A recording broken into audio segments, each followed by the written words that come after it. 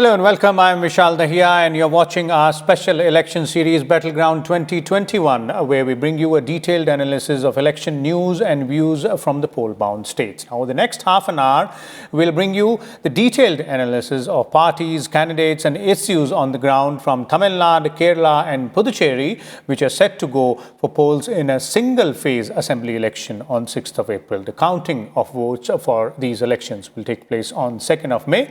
All political parties have picked up the pace for this electoral battle in these two states and the Union Territory of Puducherry. In Tamil Nadu, the main contest is between AIADMK, which is hoping for a hat-trick, and DMK, which wants to wrest power after 10 long years. Meanwhile, the BJP, which has struggled to gain a foothold in the state, this time also has allied with the ruling AIADMK. Now, this is the first election after the demise of legendary political leaders Jayalalithaa and M. Karunanidhi. Now, Tamil Nadu's politics has been dominated by DMK and AIADMK for the past almost 50 years in a battle predominantly between left-led LDF and the Congress-led UDF. In Kerala, the BJP is too vying for a win in this southern state. Elections will also be held to the Union Territory of Puducherry on 6th of April, which is currently under President's rule. The key contest in Puducherry is between the Congress-TMK alliance and the NDA comprising AINRC,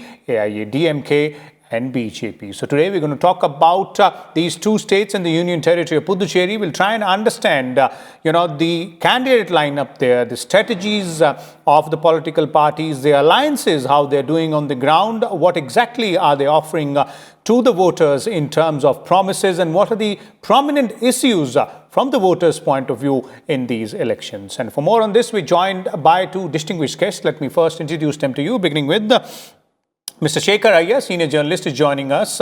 He'll give us an inside view on both Tamil Nadu and Puducherry as well. And for Kerala, we have Mr. T.G. Mohandas, political analyst, joining us from Kochi. Welcome, both of you, gentlemen. And let us begin with the state of Tamil Nadu. Mr. Iyer, I'd like to bring you in straight away. Let's start by understanding the electoral battleground in the state of Tamil Nadu this time around. Few key elements here. One, the absence of big faces like Jayalalithaa and M. Karunanidhi. How will that impact? And also the alliances which have been formed this time around in the state. How do you view that? Well, Vishalji, now only 4 days of active campaigning period is left before, electioneering comes to close. But we have seen now already Prime Minister has addressed 2 meetings there in Tamil Nadu, and as well as we have seen Rahul Gandhi has gone there also, and other parties have rallied their own leaders. But we can see the intensity of the campaign. Even BJP is not taking the battle in Tamil Nadu very lightly, even though they are contesting only 20 seats out of 234. You can see the fact that the Prime Minister went to, a place close to Coimbatore, as well as he went to Puducherry also. So you can see the kind of momentum that has been built up. And as far as the big picture of Tamil Nadu is concerned, what we are seeing is Stalin is leading the DMK campaign. On the other hand, you have Edappadi Paldiswamy or EPS is leading the AIADMK campaign. Now, what we are getting to see is both sides have announced freebies, and there is a lot of talk about, what we can offer, what we have done before. But at the same time, right from the Prime Minister onwards, the attempt is being made by ADMK and its alliance partners to remind the voters about the kind of governance that we saw in Tamil Nadu under the DMK rule between 2006 and 2011. So you heard the Prime Minister himself talk about what kind of, things like Kattu Panchayat. Kattu Panchayat means, it's a kind of kangaroo courts which are managed by toughies who settle revenue disputes, who settle property disputes, and who are real toughies. They have their own henchmen. This is to be quite notorious during the DMK rule, particularly in many parts of Tamil Nadu. So even the Prime Minister referred to it, saying that, look, do not forget that. And another controversy that has come now is some of the DMK leaders, like former Union Minister A. Raja, has been, making some, I would say, unparliamentary remarks about the Chief Minister, Edappadi Palaniswamy, which has become a big controversy. Actually, the Election Commission has also issued a notice to Raja, and the Prime Minister referred to Raja's remarks.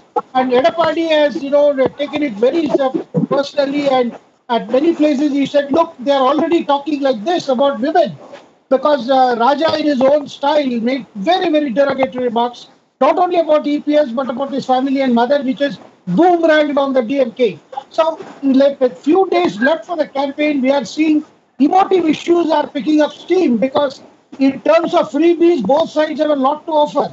But at the same time, the other issues are coming, emotional issues are coming, and because the feeling is the fight is going to be very tough. There is a close contest in almost many constituencies because, as we have often discussed here, in the 2019 elections, it appeared DMK is going to have a complete sweep because they got they got all seats but one from Tamil Nadu and Puducherry.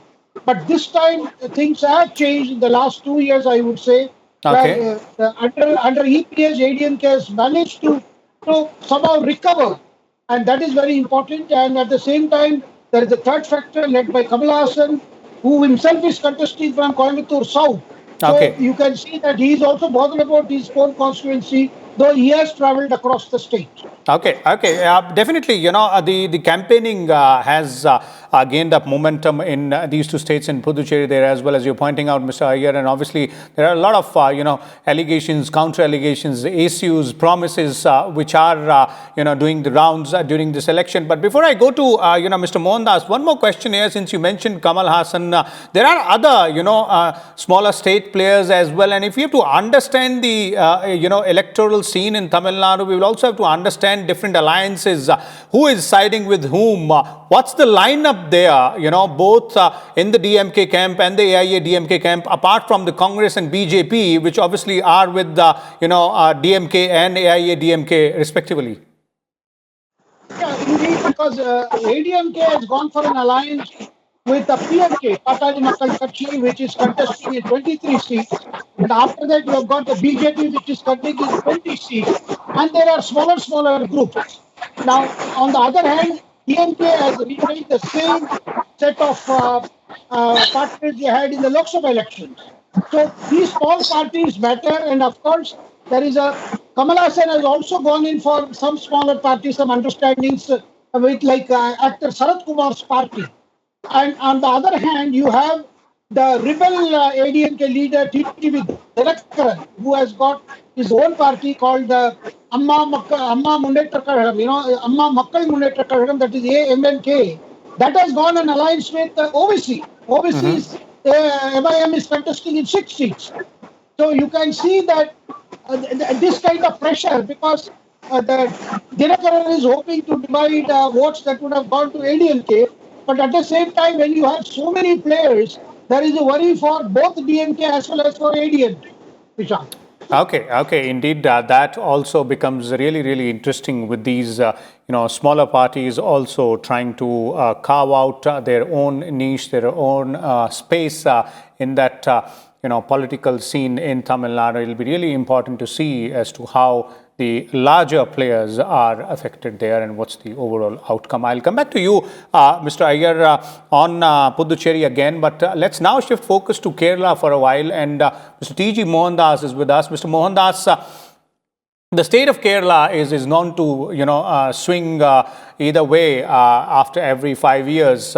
One is one term for LDF, the other for UDF for quite a long time now. This time around, obviously the question is whether that will hold. But also the additional part here is the BJP, just like Tamil Nadu, where Mr. Iyer was pointing out, despite the fact that they were contesting only 20 seats, quite a lot of seriousness in the election campaign there from the BJP. Same seemingly is being seen on the ground in Kerala as well. The Prime Minister himself was campaigning in the state not long ago.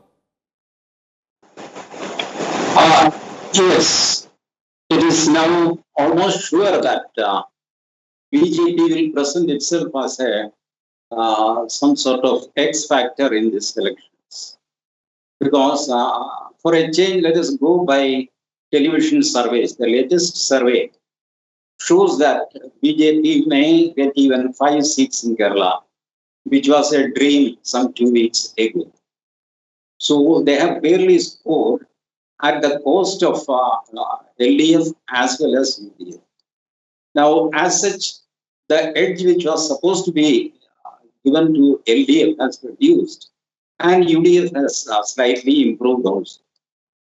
So now it is a neck-to-neck race. But at the ground level, I travel a lot, and I am telling you the truth. The ground level, the enthusiasm of people is very low. In fact, as on date, my assessment is the polling percentage will be the lowest ever in Kerala. In first time, Kerala may not cross even 62 or 65% of polling if today's condition prevails.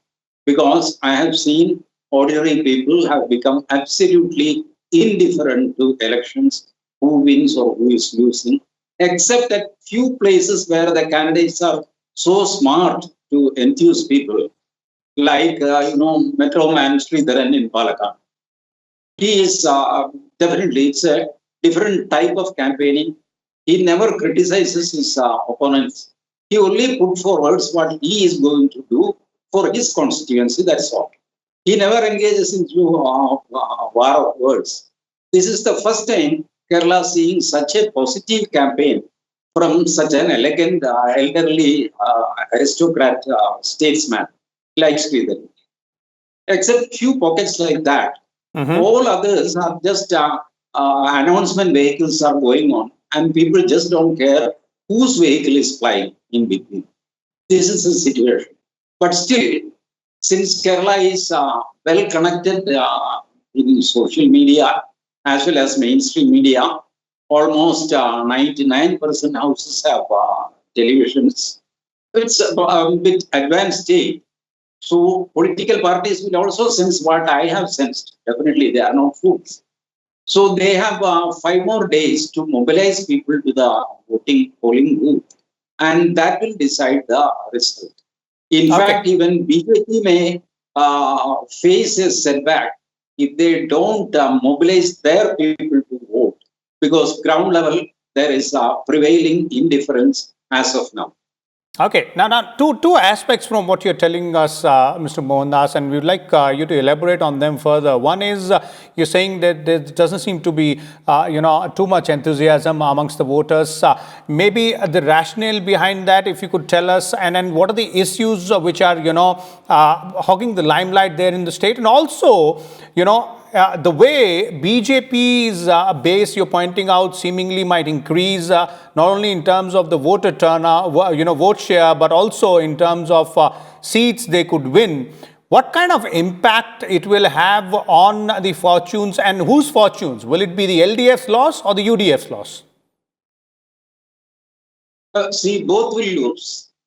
What happens if BJP is getting 5 seats or more will be a psychological shock for CPM, because CPM with their they are the chief of LDF. It's a coalition government, but CPM takes the whole responsibility. Therefore, it will be a big shock to CPM. This is their last bastion in India. They have lost Bengal, they have lost Tripura. They cannot imagine anything in Bihar or Andhra, which once upon a time in 60s and 70s they were forced. Now they have been reduced to Kerala, that too with a coalition ministry. And there, if BJP is making inroads, definitely it is going to be a psychological shock than a physical shock to LDF. Suppose LDF is coming back to power with 72 or 73 seats, and BJP is having 5 or 6 seats. That itself will be a moral booster for BJP, as well as CPM will heavily psychologically induce on that. That is going to be the effect. For Congress, it has seen so many ups and downs, and it presents some surprise in the election scenario. You may just remember 1977, when even Indira Gandhi was defeated, and 1980 she bounced back. There were lot of setbacks and coming backs for Congress. Unlike communists, once wiped out, they don't know how to come back. Their only state is Kerala, where they used to come back with a coalition ministry every 5 years. With that calculation, this time it is the chance has to go to UDF. That is also the chances are there. But the shock to CPM will be too much if BJP gains a few seats compared to the shock being affected to UDF, which is led by Congress. Okay, indeed, and it will be definitely a win-win situation for the BJP, which has been for long trying to gain that foothold in the southern state of Kerala. Mr. Mohandas, on the issues aspect as well, what exactly is making the rounds, and what exactly seemingly might enthuse the voters or might be, endearing to them in terms of the promises which are being made by political parties and candidates, or what exactly are the issues which the voters want to be focused upon? See, promises are nothing in politics. Have you ever seen any government fulfilling their manifesto? Absolutely no. Manifesto is a document to be presented on a particular day and to be publicized widely that we are going to bring heavens to earth. So, keeping promise, etc., is nothing. What happened to LDF government was they were entangled in this corruption cases, smuggling cases. The Enforcement Directorate is behind them, Customs is behind them, CBI is behind them, even NIA is behind them. Now, whichever central agency, and the fun is that they only invited these agencies. The Chief Minister writes a letter to Prime Minister saying that please deploy central agencies, there is something wrong going in my state. And the Prime Minister takes initiative and all agencies pounce upon these cases. And finally, it turns out that the Principal Secretary of the Chief Minister is involved in smuggling. Aap kya karega? Now, Chief Minister wants to somehow wriggle out of the issue, but the agencies will not leave him. So what did he do? He ordered a crime branch inquiry against Enforcement Directorate. He instituted a judicial commission against Enforcement Directorate. In between, Congress came with their data that there are almost 3.5 lakhs bogus voters in the voters list. Now, Election Commission is in problem. Election Commission had to accept their defeat, their problem in the High Court, saying that there is not 3.5, but there definitely there is 38,600 and something bogus votes are already there. Now, tomorrow, High Court will give a judgment on that. Now, opposition is demanding that let us postpone the elections, flush out the bogus votes, make a clear voters list, and then only we should go for elections. Okay. Otherwise, CPM is going to win. The funny part is that CPM doesn't have any complaint against bogus votes in the voters list. They say bogus rehne do. Hum kya karenge? It is Election Commission's job. We have nothing to do in that. Okay. This is their argument. What does it show? That they are going to be the beneficiaries of bogus votes. Okay. And in Kerala, every constituency changes by few margin. Last time, BJP lost one seat for just 89 votes. Will you believe it? Just 89 votes. That is the tough situation. So 3.5 lakhs bogus votes are not a joke. And if LDF is coming back this time, it must be clearly, it should be because of this bogus voting. Okay, definitely. The institutions responsible there are obviously dealing with that issue, as you're pointing out, but that contest in the state of Kerala is very, very, very close this time around, as Mr. Mohandas is pointing out, not only between LDF and UDF, but also seems like there is a window of opportunity for the BJP as well. We'll have to wait and watch as to what happens on the 6th of April, how many voters do come out and cast their votes, and what the result is on 2nd of May. But let's now shift focus to the state of Puducherry. And Mr. Iyer, I'd like to bring you in here, quite an interesting battle in the Union Territory of Puducherry. Just a few weeks before the elections were announced, the incumbent government led by Congress had to, bow out, and the state is going to Union Territory is going to polls under President's rule here. How significant that might be in this particular electoral battle, and how do you see the ground laid there for this electoral battle between both the alliances there in Puducherry? Well, Vishalji, the fact that, the deposed Chief Minister, Narayan Swamy, he is not contesting the elections. Congress has withdrawn him from the seat. That only shows a person who was Chief Minister for the last 4.5 years, more than 4.5 years, has now been completely removed from the scenario. This shows the Congress organization is in a kind of a disarray in Puducherry. And many of the stalwarts in the Congress are now contesting elections under BJP banner, whether it is Namashivayam or other ministers who were in the Congress, they have left. That is why Narayan Swamy government collapsed. Now, one talking point which the Congress, the DNK perhaps wanted to utilize was the role of Kiran Bedi as the Lieutenant Governor. But then Kiran Bedi was removed from Puducherry. So therefore, the Congress ADNK combined doesn't have much talking points because they cannot blame Kiran Bedi anymore for their record of governance. On the other hand, we are seeing that NR Congress, that is N. Rangaswamy Congress, led by a former Chief Minister NR, the party is also named after him, N. Rangaswamy, the party is named NR Congress, and BJP plus ADNK, they have an alliance. And NR Congress is part of the NDA. So from all indications, we can see Prime Minister addressed a meeting in Puducherry yesterday, where the Prime Minister came with that best formula that Pondicherry's problems of unemployment can be tackled by a formula which he said called BEST. That is, we can concentrate on business, we can concentrate on creating education hub, we can concentrate on spiritualism rather in Pondicherry, because Pondicherry is famous for the mother or Sri Aurobindo. And also, Prime Minister said that place can also be given a lot of boost by tourism, that is T. So he came with an acronym, BEST. So obviously, creation of jobs is a big issue. And the Prime Minister has been talking in all his campaign, whether it is Tamil Nadu, Kerala or Assam, constantly he is focusing on whatever programs that have been rolled out by the NDA government. So you can see that Prime Minister's is a big appeal in Puducherry, particularly for NDA, Vishal. Okay, but the political scenario in both Tamil Nadu and Puducherry seemingly are aligned. We've seen that they are in one way or the other. Issues also specifically, although the election results might have varied this time around. Do you see the Union Territory of Puducherry going on a different trajectory than what we might witness in the state of Tamil Nadu?